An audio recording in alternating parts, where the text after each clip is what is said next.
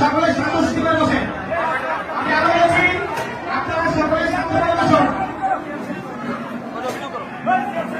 যারা এখানে সৃষ্টি করছে অনুরোধ করছি আপনারা চুপ করে